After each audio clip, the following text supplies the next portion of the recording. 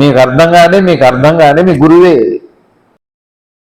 అన్ని పండుగలు ఉద్దేశాలు కూడా నువ్వు తెలుసుకోవడానికి ముహూర్తం. అది గురు పౌర్ణమి అన్నది దేవుడి పండగ కాదు, నీ పండగ, నువ్వు తెలుసుకునే పండగ.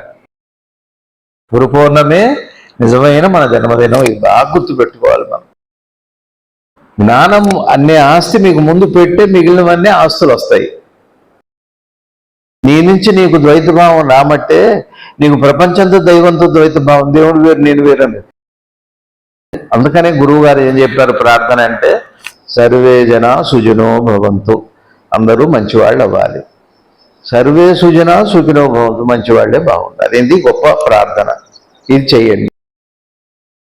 రెండోది గురువు గారు అందించిన ఓ మహామంత్రం, ఓం నమో భగవతే రుద్రాయ, ఓం నమో భగవతే రుద్రాయ. ఓం శ్రీ శివానంద గురుభ్యో నమః. శ్రీ ఆంజనేయ పరబ్రహ్మణే నమః. ఆత్మబంధువులు, ఆత్మస్వరూపులైన అందరికీ నమస్కారం. ఓం నమో భగవతే శ్రీ శివానందాయ. శ్రీ నిసర్గదత్త మహారాజు వారి పాదపద్మాలకి ప్రణమిలుతూ వారిచే అనుగ్రహించబడిన నిసర్గదత్త మహారాజు వారితో ధ్యానాలనే పుస్తకంలో 118వ చాప్టరు. ఒక మాసం తర్వాత మనందరం కలుస్తున్నాం. అందరు బాగున్నారని కలుస్తాను. ఈ గురు పౌర్ణమి గురించి బహుశా ఆ రోజున జూలై 9, 1979 సోమవారం, అది బహుశా గురు పౌర్ణమి అయి ఉంటుంది. గురు పౌర్ణమి సందర్భంగా వారు అనుగ్రహం చేశారు. వారు ఏం చెబుతున్నారో చూద్దాం. మనందరం కూడా గురు పౌర్ణమికి వెళ్ళి దేవాలయాలు, ముఖ్యంగా గురువులు అనే వారి దగ్గరికి వెళ్ళి, గురువుల దగ్గరికి వెళ్ళట్లేదు, అది వేరే విషయం అనుకోండి. గురువు గారు చెప్పారు, మన గురువు దగ్గరికి వెళ్ళి కృతజ్ఞత చెప్పుకునే రోజు అది. ఎందుకంటే భగవంతుడు మనం చూడలేదు, చూడాలని తపన మంచిది. అది భగవంతుడు దయతో భగవంతుడు చూడాలనే కోరిక మనకు పుట్టినప్పుడు భగవంతుడు ఏం చేస్తాడంటే దయతో ఒక గురు రూపం తీసుకొని, ఆ గురువు ఈ గురువు అని కాదు, ఎవరికి ఏ గురువుయో వారికి వారు ఆ గురువు రూపంలో ఎదురుగా ఉంటారు. వాళ్ళ యోగక్షేమాలతో పాటుగా ముఖ్యంగా వాడు భగవంతుడు చూడాలని తపంతోనే గురువు దగ్గర చేరతారు. ఇవాళ అంటే ఏవో జ్యోతిష్యం, ప్రశ్నలు, వాస్తు అవి వేరనుకోండి. ఒకప్పుడు అట్లా లేదు. జ్ఞానం కోసం అరణ్యాల్లోకి ఎక్కడో దూరంగా వెళ్ళి, కొద్దిమంది, 1,00,000 మందిలో ఒకడు వెళ్ళేవాడు గురువు దగ్గరికి, తను తాను తెలుసుకోవాలని. సరే, కాలంలో వచ్చిన మార్పు వల్ల మనకి ఈ మాధ్యమాల రూపంలో మంచి మాటల దగ్గరకు వచ్చినాయి. అది ఒక అదృష్టం. అది చెడ్డ మాటలు కూడా బాగానే వచ్చినాయి, రెండు సమానంగానే వచ్చినాయి. ఎవరు దేన్ని వాడుకుంటారో దాన్ని వాడుకుంటారు. సరే, గురువు దగ్గరికి ఆ రోజున వెళ్ళి, గురువు గారికి నన్ను ఇంత బాగా చూస్తున్నారు కదా మీరు అని కృతజ్ఞతాపూర్వకంగా గురు పౌర్ణమి రోజు నమస్కారం చేయాలి. అది గురు పౌర్ణిమ. అందులో ముఖ్యంగా శివరాత్రి ఒకటి, ఏకాదశి ఒకటి, పర్వదినాలు. ముఖ్యంగా శివరాత్రి విశేషంగా జ్ఞానాన్ని అడిగే రోజు. సరే, దాని గురించి చెబుతున్నారు. గురు పూర్ణిమ అనున్నది ఒకరి యొక్క నిజతత్వం యొక్క పరిపూర్ణతను పొందు రోజు అని నమ్మబడును అన సనాతన సాంప్రదాయంలో మన విశ్వాసం ఏమిటి అంటే,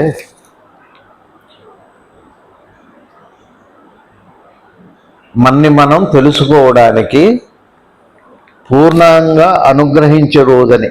అది గురు పౌర్ణమి అంటే. ఆ రోజున ఒక గురువు దగ్గరకో, లేకపోతే మనం గురువు లేకపోయినా కూడా మనకు ఆ కోరిక కలిగితే పూర్ణంగా అనుగ్రహించే రోజు అంటే గురు పౌర్ణిమ అంటే.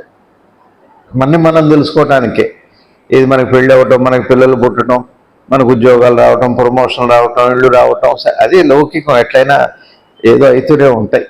అది ఎట్లాగో దానికి ఓ రోజు ఏం లేదు. అవి జాతకాలు చెబుతారు. ఈ సంవత్సరం అయితే పెళ్ళి, సంవత్సరం పిల్లలు పుడతారు, అవి జాతకాలు ఉంటాయి. అనుకోండి, అట్లాంటిది కాదు. ఇది జ్ఞానం కోసం వచ్చిన రోజు. ఎవరికైనా ఇప్పుడు మన జ్ఞానం కావాలనుకోండి, రేపు ఎప్పుడు మళ్ళీ గురు పౌర్ణమి వస్తుంది. రేపు మళ్ళీ జూలై మాసంలో, ఆషాఢ మాసంలో ఆషాఢ పౌర్ణమికి వస్తుంది. అది ఏదో రోజు ఉంది. మళ్ళీ ఆ రోజున మనం ఏమిటంటే అడిగితే ఆ రోజు ఆ కోరిక తీరుతుంది. నాకు భగవద్ దర్శనం కావాలి అనుకున్నాను అనుకోండి, అది ఇచ్చే రోజు. మీకు అర్థమవుతుందా? జ్ఞానం కావాలంటే పొందే రోజు పూర్ణమైన దినం అని ఒక సనాతనంగా నా భారతీయులు నమ్మినది. ఈ సనాతన హృదయం నమ్మింది అనమాట.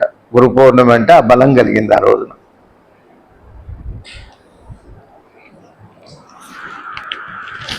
గురు పౌర్ణమి రోజు కూడా వెళ్ళి మాకు చదువు కావాలి, మాకు పిల్లలు కావాలి, మాకు పెళ్ళి అవ్వాలి, డైవర్స్ కావాలి. నిజమే, గురు పౌర్ణమి రోజు డైవర్స్ అడిగితే మంచిదే. దేని నుంచి?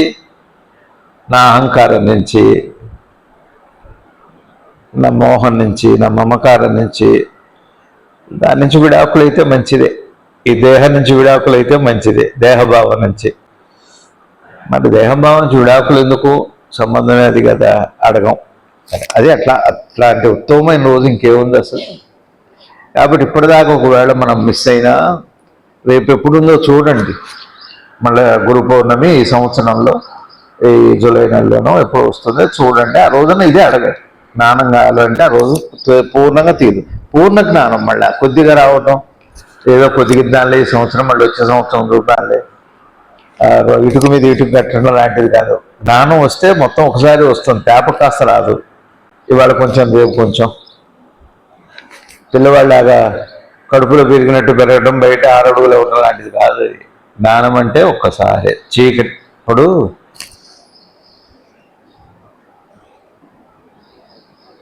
మనం ఊరు వెళ్ళి వస్తాం, ఇంట్లో దీపం ఉండదు, చీకటి ఉంటుంది. అర్ధరాత్రి వచ్చాం, ఆ చీకటి అప్పటికి వచ్చి ఎంతసేపు అయిందో, మీరు ఎన్నాళ్ళు వదిలిపెట్టిపోయారో, ఎన్నాళ్ళు చీకటో. ఒకసారి ఆ స్విచ్ మీద లైట్ వెలగగానే చీకటి పోయింది అంతే. నెమ్మదిగా కనపడుతుందా? ఒక్కసారి వెలుగు వచ్చేస్తుంది, ఆ ఇల్లంతా వెలుగు వస్తుంది, బయటకు కూడా వస్తుంది. అట్లాంటిది గురు పౌర్ణమి అంత విశిష్టమైన రోజు అని చెబుతున్నారు. శివరాత్రి ఎంత గొప్పదో అట్లానే వైష్ణవ సాంప్రదాయంలో ఏకాదశి, వైకుంఠ ఏకాదశి, శ్రీరామనవమి కూడా కళ్యాణం అంటే అర్థం ఏంటంటే నిన్ను నువ్వు తెలుసుకోవడానికి ఉపయోగపడే రోజు అని. శివరాత్రి కూడా అట్లాంటిదే. మన పండగలన్నీ కూడా చివరికి మా దుర్గాష్టమి కూడా నిన్ను నువ్వు తెలుసుకునే రోజు. అన్ని పండగలు ఉద్దేశాలు కూడా నిన్ను నువ్వు తెలుసుకోవడానికి ముహూర్తం అది. ఒకళ్ళు దుర్గాష్టమికి మొదలు పెడతారు, ఒకళ్ళు కుమారస్వామి స్కంద షష్ఠి రోజు మొదలు పెడతారు, ఒకళ్ళు వినాయక చవితి రోజు మొదలు పెడతారు. ఎప్పుడు మొదలుపెట్టినా జ్ఞానమే. ఇవి అవుతాయి లోకంలో, మీరు అడిగిన అడగపోయినా కూడా అవుతాయి. ఇప్పుడు మనందరం తల్లి గర్భంలో నుంచి వచ్చాం కదా. మరి మీ తల్లి గర్భంలో మీరు ఉన్నప్పుడు మీకు ఆకలి లేదా? ఇప్పుడు తెలుసా? కొన్ని అడిగారా? అడిగితే నీ తీరిందా? కొన్ని అడగకపోతే ఆగిందా? ఎవరు చూశారు? అదంతా చక్కగా హాయిగా కాళ్ళు, చేతులు, ముక్కు, మొహం అన్ని అంగాలతో తెలివితో బయటకు వస్తున్నాం కదా. 9 నెలలు కడుపులో ఉండి ఎవరు ఏమడిగితే ఇచ్చారో అది. పోనీ మిమ్మ వీడి కడుపు నిండాలని ఇచ్చిందా? జరుగుతుంది, ఆటోమేటిక్గా జరుగుతుంది. అది అనుగ్రహం అంటే, దయ అంటే అది గురు పౌర్ణిమ అంటే. గురు పౌర్ణిమ అనే మాటకు అర్థం ఏంటంటే తల్లి గర్భంలో శిశువు ఆ చిన్న బిందువు నుంచి రూపం తీసుకొని పిండం అయ్యి రూపం తీసుకొని వస్తాడు. ఎలా సాధ్యమైందో సహజంగా జ్ఞానం కూడా అంత సహజంగా అడగాలి. కాకపోతే నాకు జ్ఞానం కావాలని అడగాలి. ఇల్లు కావాలని అడగట్లేదా? పెళ్లి కావాలని అడుగుతూనే ఉన్నాం కదా. ఇవి అడిగితే అవుతాయి, అది అడగకుండానే అవుతాయి. భగవంతుడు అడగకుండా కొన్ని ఇస్తాడు, అడిగితే కొన్ని ఇస్తాడు. అడిగితే వచ్చేవి కొన్ని. ఆయన ముందు మనిషి పెద్దవాడు అవ్వటానికి అడగకుండానే పెద్దవాడయ్యాడు. అడిగిన భౌతిక సంపద అది. జ్ఞాన సంపద కూడా అడగకుండానే ఇచ్చాడు, కానీ గుర్తుపట్టాలి.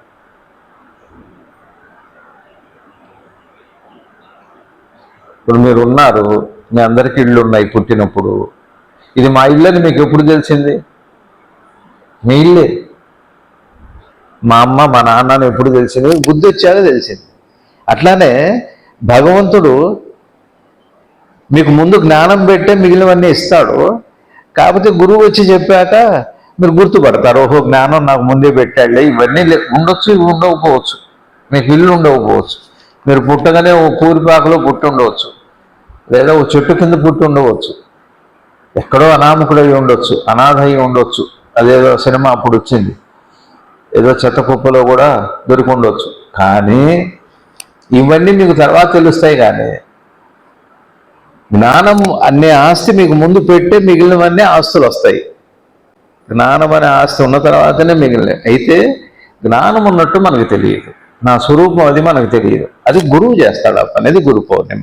అందుకని గురువు దగ్గరికి వెళ్ళి ఆ రోజున నా జ్ఞానం ఇవ్వు స్వామి అని నిరహంకారం. గురువు చేసే మేలు ఇంకెవరు చేయలేరండి. అది గురువు యొక్క వైభవం.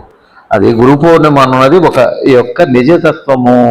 ఒకరి యొక్క అంటే జిజ్ఞాస యొక్క. గురు పౌర్ణిమ అంటే ఏం చెప్పండి మన దృష్టిలో?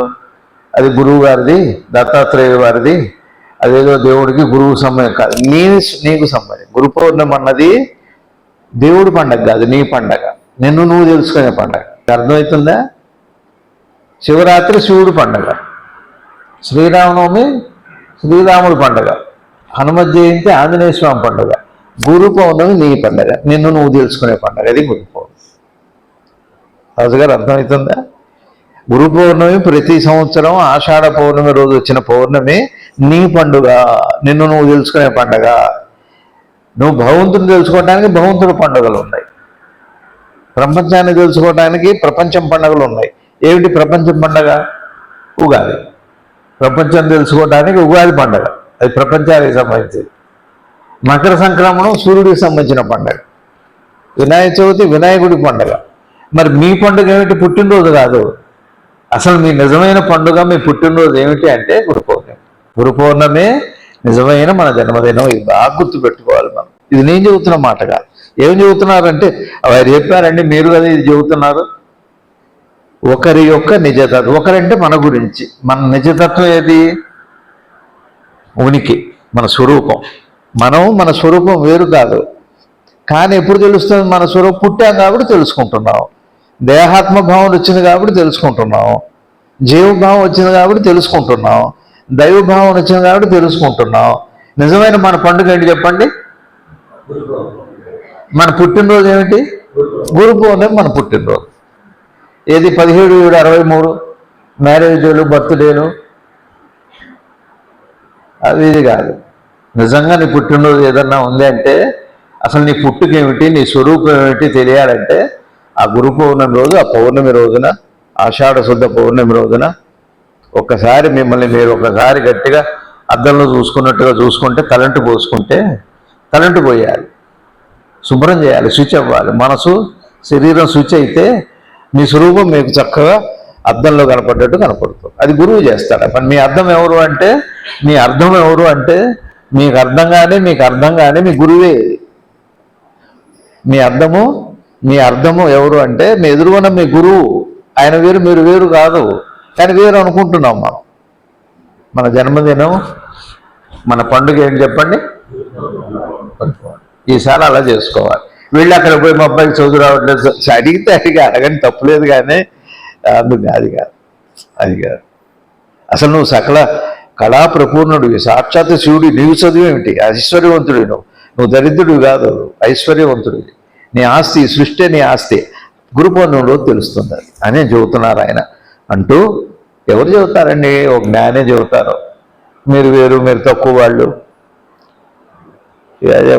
మన తత్వంలో లేదు అది. అందరూ గొప్పవాళ్ళే చెప్పేది. మన హిందూ సనాతన ధర్మం దండం పెట్టడం అనేది కృతజ్ఞత మనం పెట్టేది. ఎవరు నేర్పరు, కాళ్ళు పట్టుకోమని చెప్పని ఎవరు చెప్పరు. అది మీకు అనిపించాలి, మీరు చేయాల్సిందే. సరే, ఆత్మసాక్షాత్కారం జరిగిన పిమ్మట భక్తి కార్యక్రమాలు పరోక్షముగా కొనసాగడం.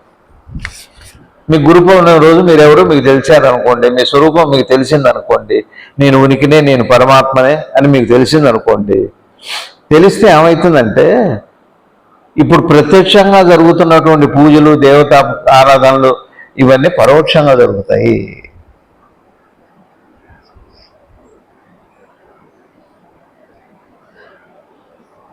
ఇప్పుడేమో వినాయక చవితి నేను చేశాను అనుకుంటా, శ్రీరామనవమి నేను చేశాను అనుకుంటాం, గురువు గారికి నేను పూజ చేశాను అనుకుంటాం, నా భార్యని, నా సంతానాన్ని నేను రక్షిస్తున్నాను అనుకుంటాం. మీ గురు పౌర్ణమి రోజు జ్ఞానం కలిగింది అనుకోండి, ఇదంతా నేనే చేసుకుంటున్నా. ఎవరికైనా అన్నం పెట్టానుకోండి, నేనే నాకు నేను పెట్టుకుంటా అంటారు. అప్పుడు ప్రేమ అనేది అప్పుడు వస్తుంది, సమాజంలో వికాసం అప్పుడు వస్తుంది. ఇప్పుడు మనం ఏం చేస్తాం, నేను లేకపోతే వీళ్ళు ఎవరు ఉన్నారు, ఎవరో సహాయం చేస్తారు, మీకు సంబంధం చెబుతారు, మా గొప్పతనమే అంటారు. అసలు కృతజ్ఞత పోయింది. అసలు నిజమైన కృతజ్ఞత ఏమిటి అంటే, పొద్దున ఎవరితోనే చెప్పిన మాటల్లో ఏం చెప్పానంటే, ఫస్ట్ అనొచ్చి నాకు భేదం వచ్చింది. ద్వైత భావం నీకు పరమాత్మకి, నీకు దైవానికి కాదు, నీకు నీ మధ్యనే వచ్చింది.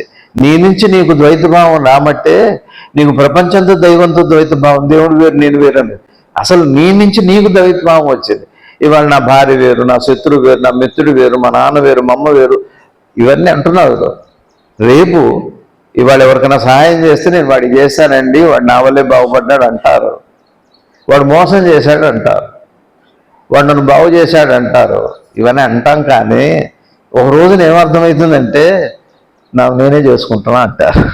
అందుకని మీరు ఎప్పుడైనా చూశారో లేదో, గురువుగారి ఫంక్షన్స్కి పోతే గురువుగారికి పాదపూజ చేసిన తర్వాత ఆ పాదాల మీద ఆయన పడ్డ పువ్వుని, వారికి ఆ పాదాల మీద పడ్డ పువ్వుని, ఆ దళాన్ని నెత్తిన పెట్టుకునేవారు. చిత్తం. వారికి వారే దైవం, వారి భక్తుడు వారే, వారికి వారే గురువు, వారికి వారే శిష్యులు, వారికి వారే దైవము, వారికి వారే భక్తులు. అట్లాంటి ఉన్నత స్థితి గురు పౌర్ణమి ఇస్తుందండి. దాన్ని వాడుకుందాం. ఈ సంవత్సరం కాలం గంభీరంగా ఉంది. ఓ 2 మాటలు చెబుతున్నా, బాగా గుర్తుపెట్టుకోండి. చూస్తూనే ఉన్నారుగా గంభీరమైన కాలం అంటే ఎట్లా ఉంటుందో. ముఖ్యంగా రేపు 8వ తారీఖు, జూన్ 8వ తారీఖు నుంచి 23వ తారీఖు దాకా జాగ్రత్తగా భగవన్నామం చేసుకోండి. ఎక్కడున్నా, ఏ దేశంలో ఉన్నా, మీరు ఇంట్లో ఉన్నా, బయట ఉన్నా, మీ వాడు బయట ఉన్నా, మీతో ఉన్నా, ధర్మంలో ఉండండి, రక్షణ అడగండి. దేశాధినేతలు కూడా జాగ్రత్తగా ఉండే సమయం.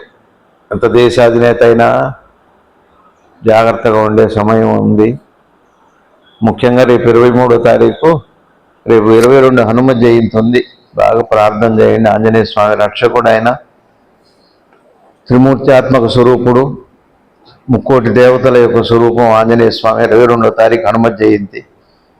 హనుమ జయంతి బాగా చేసుకోండి. సరే, మన దగ్గర ఏదో జరుగుతుందో, వచ్చేవాళ్ళు వస్తారు, అది వేరే విషయం. 23న బాగా ప్రార్థన చేయండి. మీ పిల్లలు ఎక్కడున్నారో, మీ భార్య మీ పక్కన ఉంటే రక్షణ ఉందని మనం అనుకుంటాం. అది లేదు. మీరు పక్కన ఉంటే మీరు ఏం చేస్తారు? బాధపడటానికి మనం పక్కన ఉండేది. మహా అయితే పక్కన ఉండటం వల్ల బాగా పట్టడానికి ఉపయోగపడతాం. కాస్త దూరంగా ఉంటేనే ఏం తెలియక ధైర్యంగా ఉంటాం, బాగున్నారన్న ధైర్యంతో ఉంటాం. పక్కనే ఉండి బాధపడుతుంటే ఎక్కువ బాధపడటానికి. సంబంధమేగా బాధ, సంబంధమే బాధ, సంబంధమే బోధ, సంబంధమే జ్ఞానము. సంబంధం లేకుండా ఏ సంబంధము లేదు. సరిగా వినాలండి. సత్సంగాలు కూడా వినాలి. ఎందుకు చెబుతున్నారు, పెద్ద చిన్న అన్నీ రావాలి. ఏం చేసుకుంటాం, ఈ అహంకారం దేనికి పనికిరాదు. కాబట్టి మీ అందరికీ ప్రార్థన ఏమిటంటే, భయపెట్టాలని కాదు, ఏమంటే నేను జీవితం అవుతుంది అని కాదు. రేపు జూను 8వ తారీఖు నుంచి జాగ్రత్తగా ఉండండి. ఎటు వెళ్ళినా జాగ్రత్తగా వెళ్ళండి. దేశం అంతా ఒకటే సూత్రం. ఏమిటి సూత్రం? పొద్దున్నే ఇప్పటి నుంచి ఇక ముందైనా ఎప్పటికైనా ఒకటే ప్రార్థన. సద్గురుదేవులు చెప్పింది, కళ్ళు మూస్తే దైవాన్ని స్మరించు, కళ్ళు తెరిస్తే దేశాన్ని ప్రేమించు, సేవించు. ఏమడుగుతారు అంటే, సర్వే జన సుజనో భవంతు, అందరూ మంచివాళ్ళు అవ్వాలి. భార్య మంచివాడు కాదనుకోండి, ఏం క్షేమం ఉంటుంది? భర్తకి ఏం క్షేమం? ఎట్లాంటి కాలంలో ఉన్నాం, ఇంత భయంకరంగా ఉంది. వినకూడనివన్నీ వింటున్నాం. 5వ తరగతి పిల్లవాడిని క్లాస్ టీచర్ తీసుకెళ్ళిపోయింది, అట్లాంటివి వింటున్నాం. ఏమన్యాయం? 5వ తరగతి పిల్లవాడిని ఆ క్లాస్ టీచరు తీసుకెళ్ళిపోయింది. ఇది కాలం. ఇప్పుడు అర్థమైందా? ఏమండి, ఎట్లాంటివి మాకు అర్థం కాదు, మాకు ఎప్పుడు మంచి వింటే మంచి వాళ్ళే గొప్పవాళ్ళే, కానీ లోకం అలా.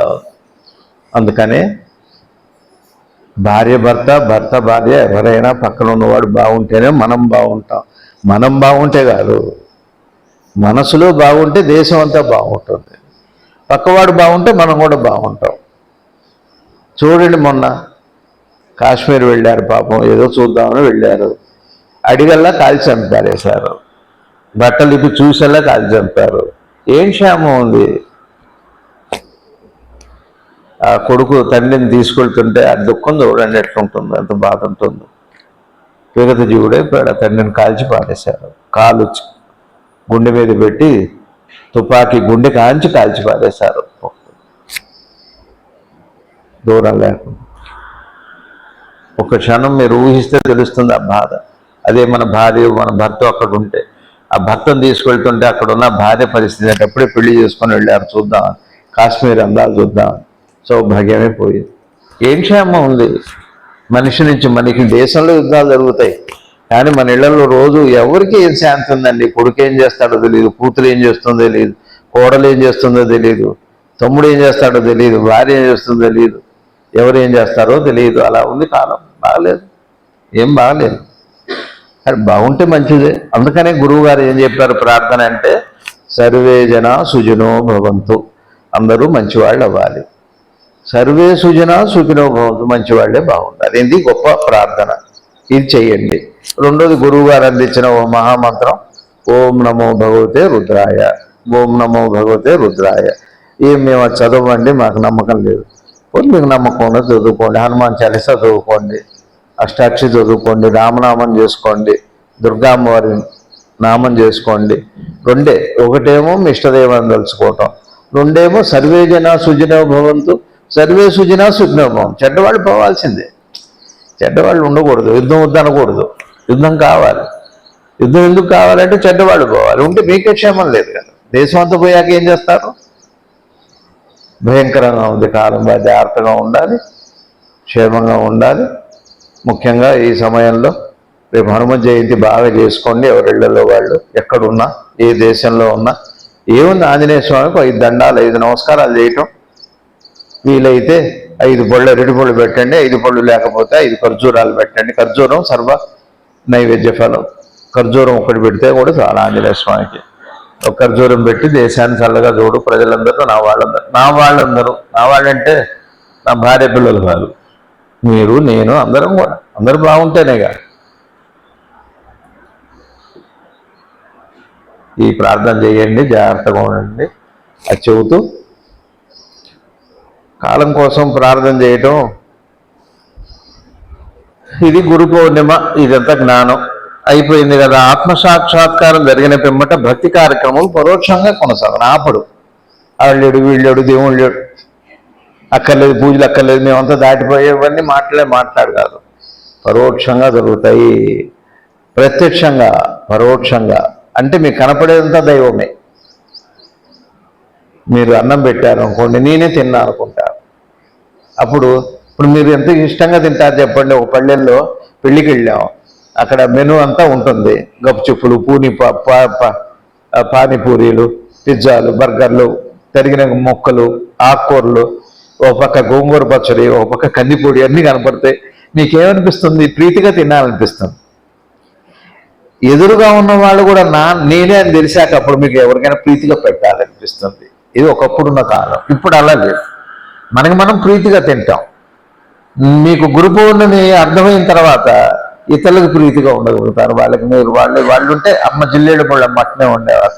పందికి పెడితే ఆ ఆకలి ఈవిడికి నిండేదిట. మీరు ఎవరికో కడుపు నింపారనుకోండి, ఆవిడ కడుపు నిండిపోయేది. కంచి పరమాచార్యుల వారు చేశారు, అట్లా గురువు గారు చేశారు.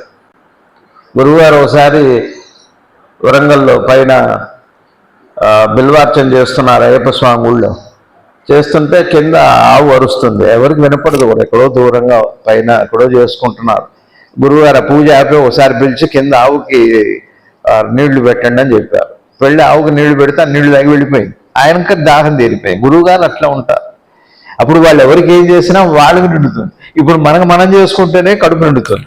గురు పౌర్ణమి అంటే అర్థమైందా? ఎవరికి చేసినా వాళ్ళ కడుపు నిండుతుందో, ఎవరికి చేస్తే వాళ్ళ దాహం తీరుతుందో, ఎవరికి చేసినా వాళ్ళకి సంతోషం కలుగుతుందో, ఎవరికి చేసినా శాంతి కలుగుతుందో, ఎవరికి చేసినా పూజ అవుతుందో, ఎవరికి చేసినా యజ్ఞం అవుతుందో, అది తెలియటం గురు పౌర్ణిమ. అది జరుగుతుంది గురువు దగ్గరికి వెళ్తే. గురువుకి అందరి దగ్గరికి వెళ్ళాలి.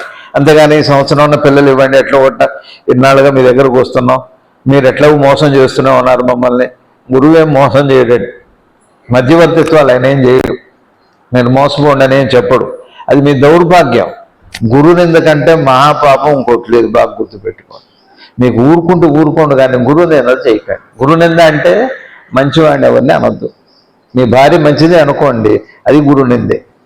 అది అర్థమవుతుంది, గురు పౌర్ణమికి అర్థమవుతుంది. కాబట్టి అట్లాంటి కాలంలో ఉన్నాం. భక్తి కార్యక్రమాలు పరోక్షంగా జరగడం. సద్గురువు ఇంద్రియములతో అర్థము చేసుకునబడువాడు కాదు. మీ కంటికి కనిపేవాడు మీ గురువు కాదు. వాడి దేహం అనుకుంటే మీ పొరపాటే. మీ ఇంద్రియాలకి ఏం కనపడతాయి? మీ కడికి వాడి కళ్ళు కనపడతాయి, చేతులు. ఇంతేనా సద్గురువు అంటే? ఇంద్రియాలు కనపడ్డాడు, మనసుకు అర్థం కాడు ఆయన. ఈ దేహానికి బుద్ధికి అర్థమైన వాడు కాదు గురువు. దీనికి వెనక ఉండే ఒక పరాత్పర స్వరూపం ఆ గురువు వైభవం అంత గొప్పది. గురు పౌర్ణమి రోజు ఇది అర్థమవుతుంది. గురువు నిజంగా ఆ విధంగా ఆశ్రయించాలి. గురు పౌర్ణమి రోజు ఎక్కడున్నా, ఏ దేశంలో ఉన్నా, ఏ ప్రాంతంలో ఉన్నా, తన గురువు అనుకున్న వాడి దగ్గరికి వెళ్ళి కృతజ్ఞత చెప్పుకోవాలి. నాకు జ్ఞానం ఇవ్వండి ఈ రోజు అన్న. ఇన్నాళ్ళు నన్ను పక్కకు పెట్టారు, ఇంకా చాలా నాకు తృప్తి. ఏ జ్ఞానం వస్తే ఇల్లు వదిలిపెట్టి పారిపోతారా? పిల్లలు వద్దా? పెళ్లి కాదా? నా గురువు గారు నాకు అదే చెప్పారు 94లో, నువ్వు పెళ్లి చేసుకోవాలి, సంవత్సరాల నుండి తరించాలన్నారు. అట్నే చేశారు ఆయన. పెళ్లి చేసుకోవద్దు, నీకు పిల్లలు వద్దు, నువ్వు వైరాగ్యంలో ఉండు, భార్యను ప్రేమించొద్దు, అన్నం తినొద్దు, ఇడ్లీ తినొద్దు, ఇవేం చెప్పరు గురువు గారు. ఇవన్నీ ఉంటూనే జ్ఞానం కావాలి. జ్ఞానం అంటేనే ఇవన్నీ పరోక్షంగా ఉంటాయి, ప్రత్యక్షంగా కాదు. నేను అదే చెప్పాను నిన్న రమణ భగవాన్, వినండి మీరు. కాబట్టి గురువు ఈ ఇంద్రియాలకి అర్థం కాదండి, బాగా అర్థం పెట్టుకోండి. గురువు అంటేనే, అందుకనే అంత భక్తి కాలవాలి, గురువు మీద అంత భక్తి రావాలి. దైవమే నా గురువు, నా ఎదురుగా ఉన్నవాడు. ఇప్పుడు మీరు తిరుపతి వెళ్ళారనుకోండి, వెంకటేశ్వర స్వామిని అంటుకొనిస్తే ఏం చేస్తారు? చూడటానికే తోసేవతలు పడేస్తారు, అది వేరే విషయం అనుకోండి. సపోజ్ రాండి దగ్గరకి అన్నారు అనుకోండి, ఏం చేస్తారు? అసలు వదిలిపెడతారా? వీళ్ళ అమాంతం పోయి ఆయన పాదాల మీద పడతారు. అట్లా అనిపించాలి గురువు అంటే. మీ ఎదురుగా ఉన్న ఫోటో ఎక్కడికో వెళ్ళి సేవ చేస్తాం కానీ మన ఇంట్లో ఫోటోని మాత్రం దైవం అనుకో. దురదృష్టం అండి అది. తిరుపతిలోనే వెంకటేశ్వరం ఉన్నాడు అనుకోవటం భక్తి కాదు. ఎదురుగా నీ ఫోటోలో ఉన్న వెంకటేశ్వరం అంత గొప్పవాడే. అది వచ్చిన రోజున మీ పూర్ణత అయిపోయినట్టే. ఇక తిరుపతి వెళ్ళక్కర్లా, తిరుపతి ఇక్కడికి వస్తుంది.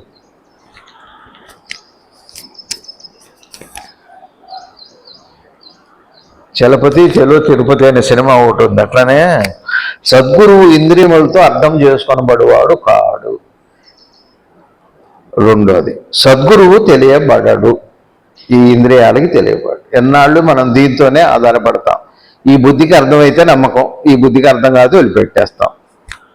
మీ ఇష్టం వచ్చిన నిర్ణయం తీసుకుంటారు. బండి బాగున్నాడు అంటారు, బాగలేడు అంటారు, చిక్కాడు అంటారు, బాగా బలిసాడు, బొగ్గులు వచ్చినాయి అంటారు, ఊళ్ళో కంటే బయటకు వెళ్ళే నెల రోజుల్లో బాగా బలిసి వచ్చాడంట. ఏమైనా అనిపించవచ్చు, జరిగేది మన దురదృష్టం. ఇంద్రియాలకు అంతే కనపడతాం. ఇంద్రియాలకి ఏం కనపడుతుంది? ఎట్లుంటే అట్ట కనపడుతుంది. గురువు గారు ఎట్లానూ లేడు, అన్ని రూపాల్లో ఆయన ఉన్నాడనే భక్తి రావాలి. నిజాయితీతో కూడుకొని విశ్వాసంతో ఒకరు గురువు వచనములు అంటిపెట్టుకుని ఉన్నచో చైతన్యము స్వేచ్ఛ పొందును. ఎంత అద్భుతంగా చెబుతున్నారు అండి. చైతన్యము స్వేచ్ఛ పొందును అంటే అర్థం ఏంటో తెలుసా అండి? నిజాయితీతో నిజాయితీగా ఉండాలి, గురువు దగ్గర ప్యూర్గా ఉండాలి.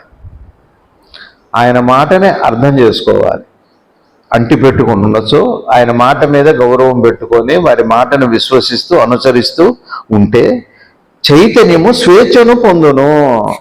చైతన్యం స్వేచ్ఛను పొందును ఎందుకన్నారో తెలుసా అండి?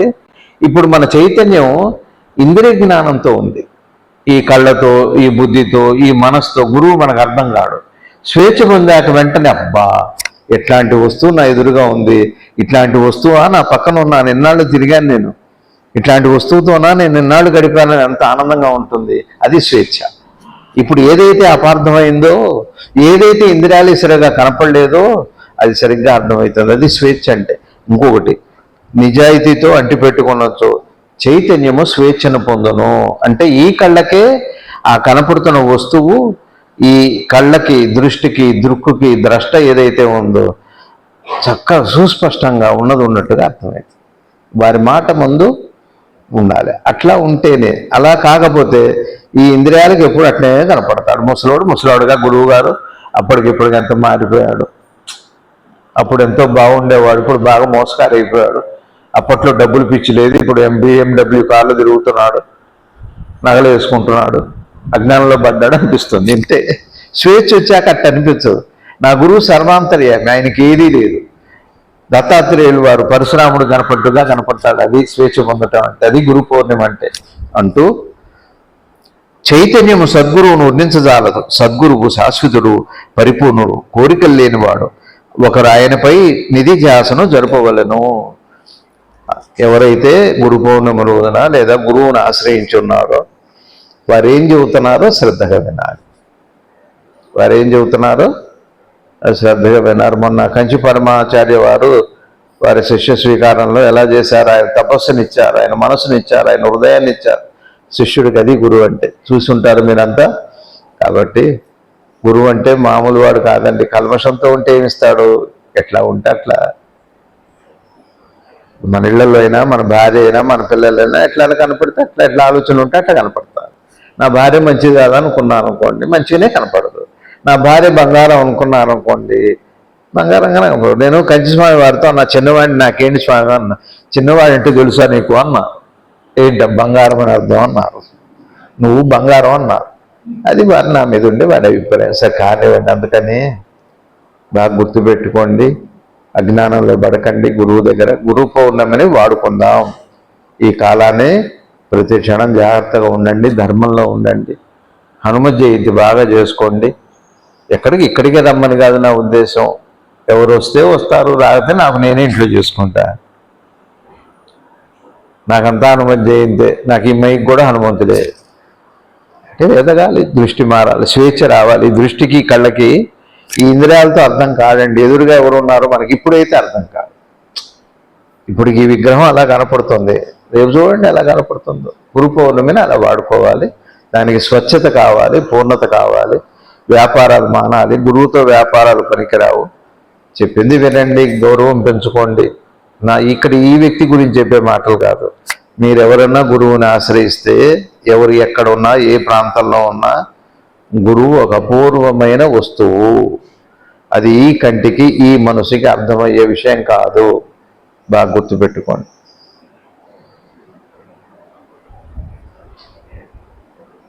ఇప్పుడు మనందరికి మనసు ఉంది కదా, ఉందా లేదా? జ్ఞానం అంటే చెబుతా, మనసు ఉందా లేదా మనకి? ఏమో మీకు మనసు ఉందా లేదా? దేహం ఉందా లేదా మనకి? సరే దేహం వదిలిపెట్టండి, మనసు అయితే ఉంది కదా. అని ఆ మనసే నేను అనుకుంటున్నా అంతే. అజ్ఞానం అంటే అర్థం ఏంటంటే ఆ మనసుని నేను అనుకోవటం. మరి జ్ఞానం అంటే, గురు పౌర్ణమి అంటే అర్థం ఏంటంటే ఆ మనసు స్వచ్ఛత పొందాక, స్వేచ్ఛను పొందాక అది నేను అని తెలుస్తుంది అంతే. ఇంతే జ్ఞానం అంటే. ఇప్పుడు ఏ మనసు ఇప్పుడు ఉందో ఈ మనసుగా మనం ఉన్నాం, అది కాదు. పూర్ణమైన మనసుగా, స్వచ్ఛమైన మనసుగా, నిర్మలమైన మనసుగా వచ్చిన రోజున, మనసు నిర్మలమైన రోజున, మనసు స్వచ్ఛమైన రోజున పూర్ణత వస్తుంది, స్వేచ్ఛ వస్తుంది. మనసుకి స్వచ్ఛతే స్వేచ్ఛ. బాగా గుర్తుపెట్టుకోండి. జ్ఞానం అంటే ఏమండి నన్ను నేను ఎలా తెలుసుకోవాలి, నేనేం చేస్తే నాకు వస్తుంది, ఏం మంత్రం చేయాలి, ఎంతసేపు చేయాలి, మనసు నిలబడట్లేదు, మనసు ఎట్లా నిలబెట్టాలి, ఆలోచనలు ఆగట్లేదే, జపం చేద్దామంటే మనసు ఎటో పోతుంది, ఒక్క క్షణం నిలబడట్లేదు. పర్లేదు, ఏం పర్లేదు, నిలబడకపోయినా పర్లేదు. కానీ మనసుకి స్వచ్ఛత ఎంత ఇస్తారో ట్రై చేయండి. రోజువారీ జీవితంలో పొద్దున్న లేచి పడుకునేంత వరకు మీ మనసుకి ఎంత స్వచ్ఛతని ఇస్తారో చూడండి. మీరు ఎంత మంచి వాటర్లో మంచి నీళ్లు తాగితే అంత ఆరోగ్యం బాగుంటుంది. ఎంత కలుషితమైన నీళ్లు తాగితే అంత అనారోగ్యం వస్తుంది. అనారోగ్యానికి కారణం ఏంటి? స్వచ్ఛమైన నీరు తాగకపోవడం. మన మనసు ఎంత స్వచ్ఛత పొందుతుంటుందో ఆలోచనలో పర్లేదు, ఆలోచనల వల్ల ఇబ్బంది ఏం లేదు. మనసు స్వచ్ఛత వచ్చిన తర్వాత ఇప్పుడు ఏమవుతుందంటే మన మనసుకు ఆలోచనలు ఉన్నాయండి. ఈ ఆలోచన ఏం చేస్తుందంటే నేను ఆలోచనలని అనుకుంటుంది మనసు. ఆలోచనల వల్ల ఏం ప్రమాదం లేదు, ఆలోచనలు ఆపితే వచ్చే ప్రయోజనం లేదు, ఆలోచనలు ఆగితే వచ్చే ప్రయోజనం లేదు. అది మంచిదే. కానీ మనసుకు స్వచ్ఛత వస్తే ఆలోచనలు ఉండగా కూడా మీకేమవుతుంది అంటే పరమాత్మ యొక్క స్వరూపం అనుభవంలో వస్తుంది. ఆలోచనలు ఆపినా ఒకటి, ఆపకపోయినా ఒకటి. ఆలోచనలు ఉండనివ్వండి, నష్టం ఏంటి? ఇప్పుడు చూడండి, మీరు ఒక పుస్తకం చదువుతుంటారు, పదం పదం మారుతూనే ఉంటుంది కదా పేరాలు. మీరు చదువుతూ వెళ్ళిపోతూనే ఉన్నారుగా, మరి పదాలు మారుతున్నప్పుడు చదువు అవుతుందా? ఆగదు. అట్లానే మీ మనసు స్వచ్ఛత చెందినప్పుడు మీ ఆలోచనలు మీకు అడ్డు కాదు. అప్పుడు ఆపను అక్కర్లేదు, మీరు చేయను అక్కర్లేదు. అవసరమైతే చేస్తారు, అవసరమైతే ఆగిపోతాయి. అది మనో ప్రక్రియ. అది ఆలోచనల అవసరం ఎంత ఉందో, ఆలోచనలు కొనసాగాల ఆగిపోవాలా, అది ప్రక్రియ నిర్ణయిస్తుంది. స్వచ్ఛత ఏం చేస్తుంది అంటే ఆలోచనలకు ఆవలికి తీసుకెళ్తుంది, మిమ్మల్ని సాక్షిగా చేస్తుంది. కాబట్టి ఆలోచనల యొక్క స్వచ్ఛత, మనసు స్వచ్ఛత అవసరం. అది గురు పౌర్ణిమ. గురువు దగ్గరికి వెళ్ళి కల్మషంగా అవ్వకూడదు, చెడిపోకూడదు, ఇంకా పవిత్రంగా అహంకార నాశనం జరగాలి. అహంకారం పనికిరాదు మనకి. ఇది ఈరోజు గురు పౌర్ణమి గురించి. మనకి ముందుగానే గురు పౌర్ణమి వచ్చింది. ఈరోజే గురు పౌర్ణమి. మంచి మాట విన్నదే గురు పౌర్ణమి. గురు పౌర్ణమి అంటే ఆషాఢ మాసంలో పౌర్ణమి రోజే కాదు, ఇవాళ ఈ క్షణంలో మంచి మాట విన్నాం. ఇది గురు పౌర్ణిమ. ఎప్పుడైతే మనసు మకిలం పోయిందో అదే గురు పౌర్ణిమ. ఇప్పుడు మీరు బంగారం మెరుగు పెట్టించారనుకోండి, మీ మెళ్ళలో గొలుసు కొత్తదాన్ని అడుగుతారు తెలియని వాళ్ళు. కాదండి, మెరుగు పెట్టించా, పాతదే అంట. మెరుగు పెట్టాక ఏమవుతుంది? పాత కొత్త ఉండదు, మీకు కొత్తదే. మెరుగు లక్షణం అది. అట్లానే ఆ బంగారంలో నగ ఏ రూపంలో ఉండని, ఏ మోడల్ అన్నా కానివ్వండి, మీకు కనపడేది బంగారమే, మోడల్ కాదు. మోడల్ని ఇష్టపడతాం, బంగారాన్ని ప్రేమిస్తాం. మోడల్ని ఇష్టపడతాం. బంగారం ఉంచుకొని మోడల్ మార్చుకుంటారు. అట్లానే ఆలోచనలు మోడల్ లాంటివి. మీ ఎరుక, మీ లోపల మనోస్వచ్ఛత, అదే ధ్యానం అంటే. అది బంగారం లాంటిది. బంగారం ఉంటేనేగా నగ దేని మీద ఆధారపడుతుంది? బంగారం మీద ఆధారపడుతుంది. ఎరుక బంగారం లాంటిది, నగ ఆలోచన లాంటిది. అంటే ఆలోచన లేకపోతే బంగారం అంటే మోడల్ తీసేస్తే బంగారం పోతుందా? బంగారం ఉంటే మోడల్ ఉంది, కానీ మోడల్ని బట్టి బంగారం లేదు. బంగారం ఎప్పుడు అలానే ఉంటుంది, మోడల్ మారుతుంటుంది. అట్లానే మీ ఆలోచనలలో స్పష్టత, స్వచ్ఛత, ఆ గురువు అనుగ్రహం కలిగితే ఏమవుతుందంటే ఆలోచనలు ఆపను అక్కర్లేదు, కొనసాగించడం అక్కర్లేదు. ఆలోచనలు అట్లా ఉంటాయి, బంగారంలో నగలాగా. అది తెలుస్తుంది. అది గురువు యొక్క అనుగ్రహం. గురువు యొక్క రుణం ఎలానో తీరదు. ఆ ప్రయత్నం, అది ఇంద్రియాలు అనుకునే అపోహ, అపార్థం, ఇంద్రియాల యొక్క అపార్థం. అది ఈ రోజుకి మీ అందరికీ నమస్కారం చెబుతూ, రానున్న కాలం బాగుండాలి, ప్రమాదాలు లేకుండా అంతా మంచి సజ్జనులు కావాలని ప్రార్థన చేస్తూ మీ అందరికీ మనస్ఫూర్తిగా నమస్కారం చేస్తూ, జై శివానంద. భారత్ మాతాకు జై.